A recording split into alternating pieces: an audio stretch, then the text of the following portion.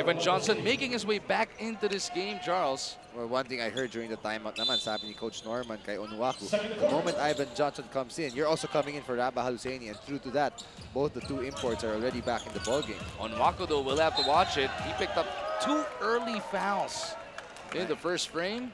At ito, si Amer at si Jai Reyes, nagkukulitan na naman. Jai Reyes forcing the turnover. Well, he laughed about it also, winning that battle. And you know, kita niya, medyo kamatch up ko to eh. Medyo magka-height tayo. I can pressure you a bit more. Jai hands it off to Fonacier. Kasama nila, etong ang si Johnson. Nandiyan din si Rosser and Tautua.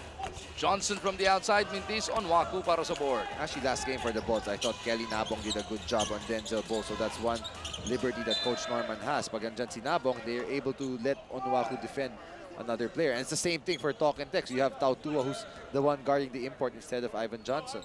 Nabong and Onuaku are joined by Amer, David, and Dillinger. Amer may tanga ng bola. He swings a pass over to Dillinger. Yung dalawang napaka-athletic na swingmen, nagbabakbakan dito. Dillinger gets the best of the young gun. And that was already good defense by Rosser. Got Dillinger to stop. Dito maganda sa shot fake. But then he let his guard up just at a little bit. And Dillinger with a tough fadeaway shot. Mahirap rin yung tira na yun. Johnson loses it. David will push it. Spinning against 2 defenders. Rosser got a hand on it. David dove for it and did not want to give up possession. He will burn a 30-second timeout. Oh, 16 na segundo pa naman sa kanilang shot clock. Amer trying to get rid of the pesky defense of Jai Reyes. Now he will post him up. Amer will put it up over Jai. Johnson will clear it. Tumatakbo si Fonacier sa kanyang kanan, si Rosser sa kanyang kaliwa. And a deliberate foul will be investigated on here dahil no play on the ball daw. Niyakap lang daw si Johnson. Ako, malaki yun. Gary David obviously just wanted to foul Johnson. I don't think they're even going to review this, but you know, they just deemed that foul talaga eh. Tingnan natin dito. Yun nga, no, nawala na yung duty foul eh. If you're gonna try and do a duty foul, you have to at least go for the ball. Dapat hinampas na lang niya sana yung kamay ni Johnson doon instead of trying to hug him. Ikaw kaya humampas kay Johnson? Konting hampas na. Ako hindi ko rin nahampasin yun. Ano ka? Baka kamay ko pa yung mabali eh, no? Sabihin ko kay Ivan Johnson, Charles Chu wants to slap you, ha? Mataas tayo dito sa Pin Sports. Safe yata ako ngayon. Malapit ka ba po, Mark? Malayo. Traffic, hindi ka rin makakatakas, ano? Valentine's weekend eh, favorite time of the year mo eh. Ako mo? Hindi ah. Harvey Carey, yet to see action this afternoon. Seated on that bench with Rosser. Tatlo ang abante ng TNT sa puntong ito. 21-18. Johnson down the middle, lost it. And Amer will push it the other way. Apat kalaban, walang problema. That's a legal move. Sayang, not a good fast break there for Mirago. That was he had other teammates, just not good spacing. You got to score in those situations. Tautua though gives it right back to the guys in orange. Again, Amer not seeing Dillinger was ahead of him. That's the second time already consecutively. Got to give that ball up. Dillinger over to the post. It is on Waku. Pitches it cross court. Baser is open. Could not send it home. Reyes with his controlled aggression, feeding Tautua. What a collision! Credit Kelly Nabong for standing his ground, sacrificing his body. Looks like he got hit there. And that's an offensive foul on Mo Tautua. Tanggal pa sapatos ni Nabong sa lakas ng impact ni Tautua. Parang cartoons, ano? Pagka nagkatama, naiiwan yung sapatos. He looks to be okay. Oh. That was one hell of a collision, Charles. That was a strong one. Yan yung pag ganun, I will get out of the way. Yan.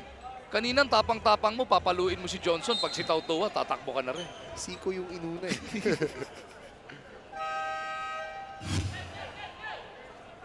Yun ang impact. Yeah, grabe lang. Straight to his face, but he's okay. Kung sa HD kayo nanonood, sa Signal Channel 130 o kaya sa Signal Channel 198, kitang-kita niyo yung talsik ng mga pawis noon.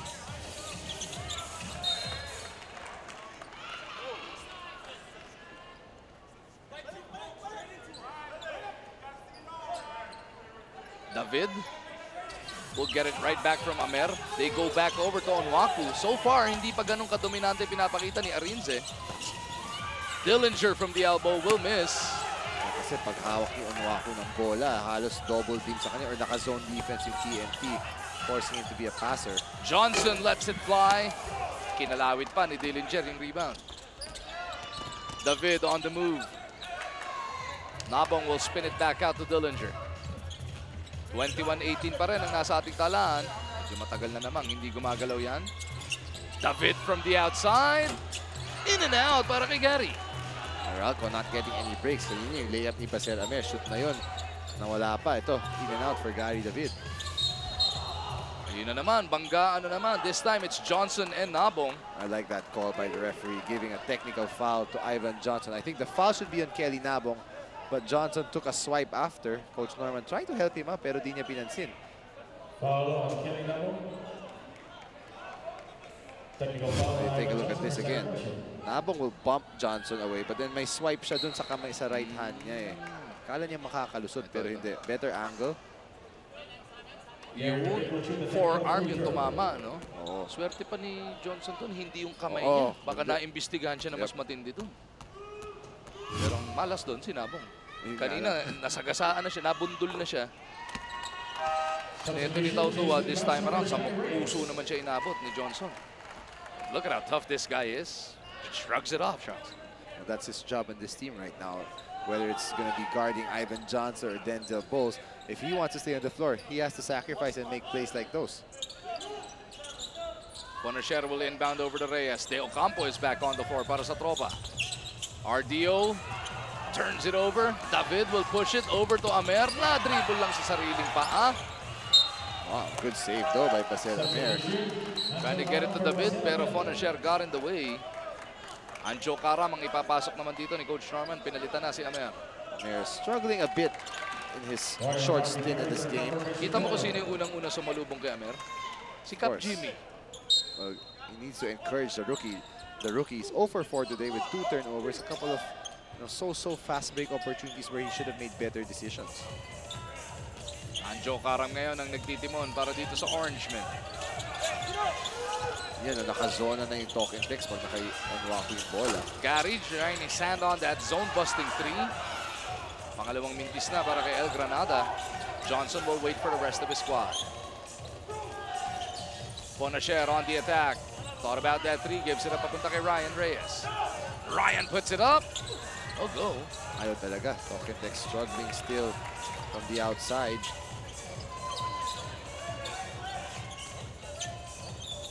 Karam dumaan sa pick ni Nabong. Anjo with a long 2. Mintis yun. Johnson lost his footing on the rebound play. Looks over at the referees. Action continues. Larry for 3. Punches it through.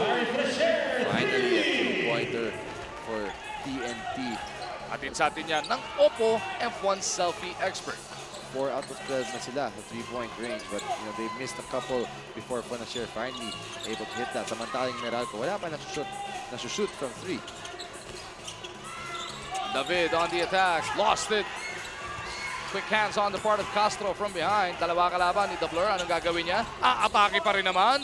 Castro gets that basket. Hindi naman pala kasi may traveling violation na. He did travel, took an extra step. Good job by referee Mariano. Nanggigil si Jason. Sabi niya, dalawa lang. Magkatatlo, baka i-pull out. Tapos nakita niya si Dillinger, medyo linolocate si Bonacher. So nakita niya Karam na lang. Okay, inatake na niya. Yun yung mga split-second decision. Nalingat ka. Dabler nga. Nag-backfire nga lang. Oh! Bonacher is down on the floor, and if that's on Onuaku, it's his 3rd foul. It's gonna be his 3rd. Not for anything, but your import, you want him to preserve his fouls kontra doon sa kalabang import. Medyo late kasi yung pag-screen niya talaga eh. And yun yung mga masasakit eh. Away from the ball, I mean, you don't really need that yet. As Alex Noiles is back on the floor para sa TNT. Actually started this game para dito sa tropa. Castro looking to attack Anjo Karam. They go to the post. It is Johnson facing off kontra dito kay Nabong. Yep, that's a foul. 2 hands on him. Can't hand check anymore. Cannot armbar, cannot hand check. They're going to call that every time. That's the 3rd team foul for the Bolts. You have to play defense with your feet and your hip. Yep. Hindi rin pwede balikat kasi, di ba? Of course, easier said than done talaga, but it's an adjustment that the players have to make. Castro, hesitation 3. Thought he was fouled. Ball is saved over to Hodge. And now Karam will get it across. Papasabit si Doubler sa pagkakataon na yun. Referee's not buying it. Karam is fouled by Siya Castro. pala tawagan ng foul, but he hesitated in that first look of his from 3. Whether it's a foul or not, the first shot, yun dapat yung tinira niya. 14 seconds on the shot clock. So si Hodge ang maglalabas mula dun sa kaliwa para dito sa Meralco. Nabong back to the bench. May binalik si Brian Faundo. Hodge feeding on Waku at the post. That's a great look by Cliff Hodge. This time, better position by Onwaku. He was so deep, didn't even have to take a dribble anymore. Won't allow TNT to go through their zone pag nasa kanya yung bola and just quickly turns. This time, no hesitation yung bitaw ni Jason. Nga lang niya mapauwi yun. Newsome with a chance to bring them to within 1. Maybe even tie this one up with a long bomb. Yun na naman, oh. Dito naman sa kanan ngayon, sa poste, si Onwaku. Kita mo, may dalawang nag-aantay sa likod ni Johnson. Newsome, Mintis, Hodge. Lost control on the way up. Excellent defense by Nuiles. Yes, but if you're Meralco, the good thing is Onwaku's been a very willing passer. And pag may double team, kick out as Nuiles doing it on this end of the floor. Helped out on defense on one end and gets the reverse dito naman sa kabila. He's got 4 points. They've got a mismatch. Karam on Ranidel. Let's see if he attacks it. Humingi na pick and roll si Karam. Sabi niya Faundo, hindi. Malaki na bantay mo. Magsiswitch back lang yan. Hodge mula sa kanto. 4 na puntos na rin para kay Cliff. That keeps Meralco within 3. Castro on the move. Pinagpag lang si Karam but ran into Onwaku. Emergency pass is picked up by Johnson. Noiles. Oh, what a sidestep by Alex. Everything but the shots. Sayang, ganda ng galaw ni Noiles doon. But Onwaku making him change his shot the very last second. And that's going to be a charge on Newsome. Naabangan siya doon ni Ryan Reyes. They are leaving Larry and Ranidel open on their attacks. Pero atakin natin, please. Okay, let's run a handoff, all right? Del and Ivan don't exchange anymore. They don't, right? So we run a handoff. Wherever you are, okay? So they will squeeze. Ivan, you set the pick. Okay? Tandaan natin 11 games each team lang.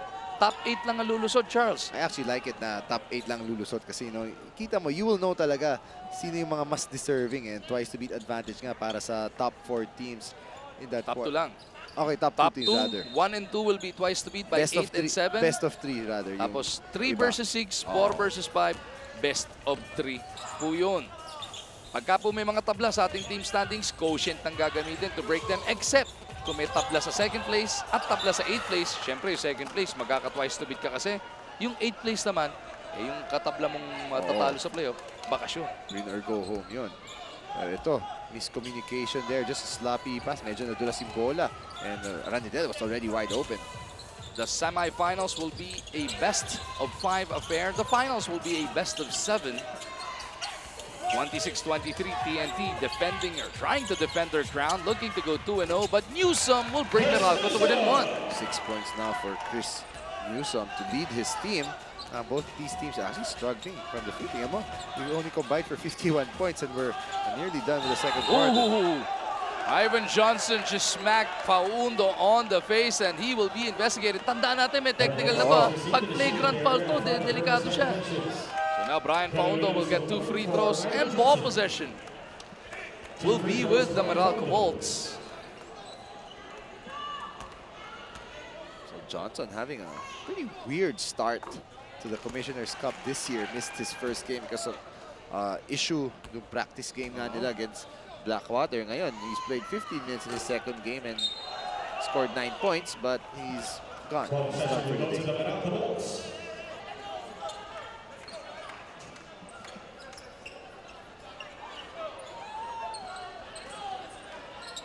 split yung charities na ito ni Faundo.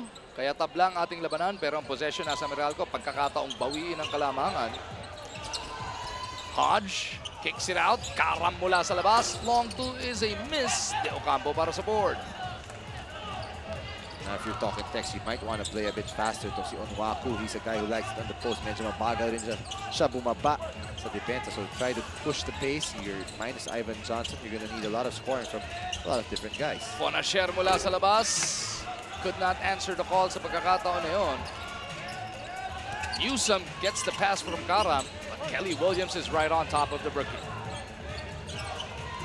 They go to their big man at the post. Pinalik naman kay Newsome, naipit, na traffic. Gagawa ng paraan. Karam. Na-traveling nga lang. Basically, the Bolts, a couple of times in that possession, they're already open. You should have taken the shot. Onwaku, he's going to move that ball every time. You have to be ready and expect that pass.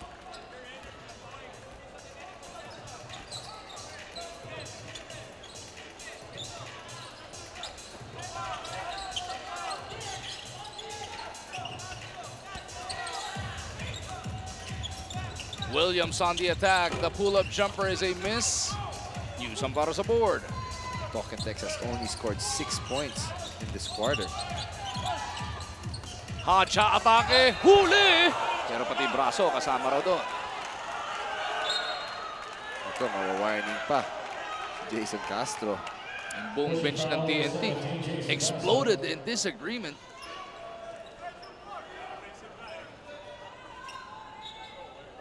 Technical foul on Tromong TNT for their second improper bench decorum. Sa bench pala, hindi kay Jason Castro. Jimmy Alapag will shoot the technical free throw. The Mighty Mouse looking to get Meralco back the lead. Ako, nabitin. Rare miss for Jimmy Alapag. Team free throws, Click Hodge. So let's see how Talking Tex will keep their composure. They're feeling some calls haven't gone their way, but there's no use complaining. Right now, you're just behind by 1. You have a good enough team to beat any team in this league despite being without an import. So, you know, they just got to play through it.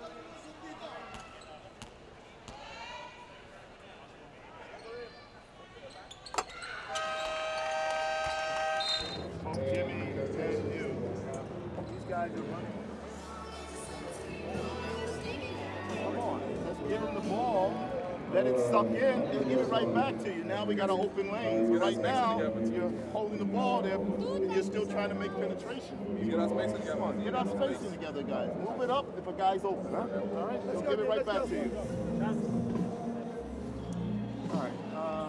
I got Jason. Most important thing right now is you're not foul. Okay? Give me like under 2 minutes. Welcome back to the PBA. I'm pretty sure the televiewers saw the commotion early during the second half nung nagkatamaan nga itong si Brian Faundo at ang import ng TNT na si Ivan Johnson. And apparently, the reason why he got two technical fouls was because apart from that altercation between Brian Faundo and Ivan Johnson, itong si Ivan Johnson pala allegedly was saying foul words towards the commissioner's table. Kaya napatayo itong si Commissioner Chito Narbasa. So, there you go. It was a play.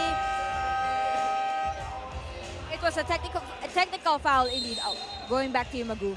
Thank you, Michelle. Yun nga, no? Sinasabi mo nga kanina, he might have uttered some sweet nothings to the commissioner, which really upset Com. Oh, for sure. You have to respect a person with authority. And I think that's just uncalled for already.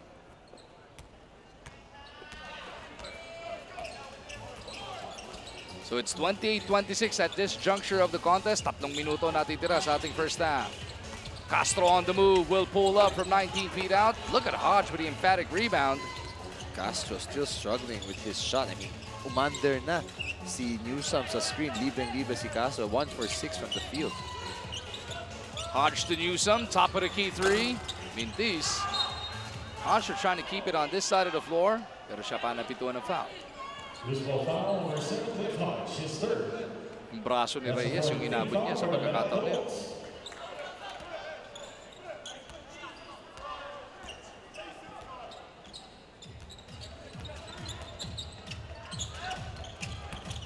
Castro on the move. Smart move by Castro. It's just a veteran move, fishing for that foul. Can't find his stroke yet, so go to the free throw line. Get your rhythm by shooting those free throws.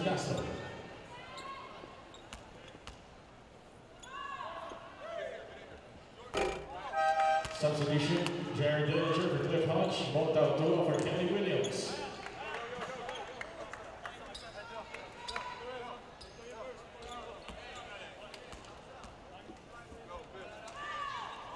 Wow, even free throws. Nahihirapan talaga. 1 for 4, and you know that had no chance. Short na short. Struggle is real. So far, shout count natin, TNT ang nangunguna. Visit sports5.ph to get your shouts counted. Jared Dillinger buries a 3. Hatid po sa atin ng Oppo F1 Selfie Expert. You know, that again was generated by Onuaku, just getting the ball in the post, sucking some defense, and kick out to Alapag, who, you know, did the right thing to find Dillinger.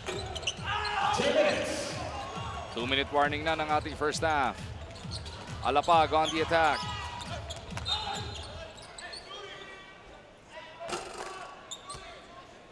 Foul on number 10, Ryan Reyes. Ryan Reyes whistled for personal. 4 on Tropang TNT. One last foul to give para dito sa tropa before the end of the half. Pasa ni Jimmy, natapik. Fonacier is having trouble with Newsom. Finally gets it over to Castro. The blur working against Alapag. Down the middle, puts it up. Wow, just an off game for Jason Castro, forcing a turnover on Brian Faundo. 1 for 7 si Jason Castro from the field. 1 for 4 from the free throw line to go with 2 turnovers. So not exactly the best first half for Jason Castro. And he's one guy who really has to bring it today, especially with Ivan Johnson now out of this ball game. May tinatawag na masama gising. Ayan, oh, 1 for 8 na from the field si Jason. And some of these looks are really good looks that, you know, he makes most of the time. Alapag looking to show him how it's done, but he's got 2 guys closing out on him. Dillinger with a pull-up. Tautua para sa rebound. Dillinger's had a solid game off the bench for Meralco with 7 points actually to lead the team. Substitution, Ramba Oluseni for Rinzi Onuaku. Onuaku will troop to the bench. Yes, Coach Norman not going to risk anything anymore, just taking Onuaku out of this game. He does have 3 fouls, so smart play by Coach Norman. E buong second up naman, wala na siyang makakamatchup na import. As Jared Dillinger gets a scoop over Tautua to drop. Dillinger again, energizer nga yan off the bench for Meralco. Meralco just slowly pulling away from Talking Tex. They're now up by 7. Mula nung na-thrown out si Ivan Johnson, hindi na umiskor etong tropang TNT. Actually, bago pa nga sa ma-thrown out, nakapako na sila sa 26 na yun eh. Coming up on half a minute remaining sa ating second quarter. Offensive foul na Pito dito kay Newsom. That's a second offensive foul. His third overall.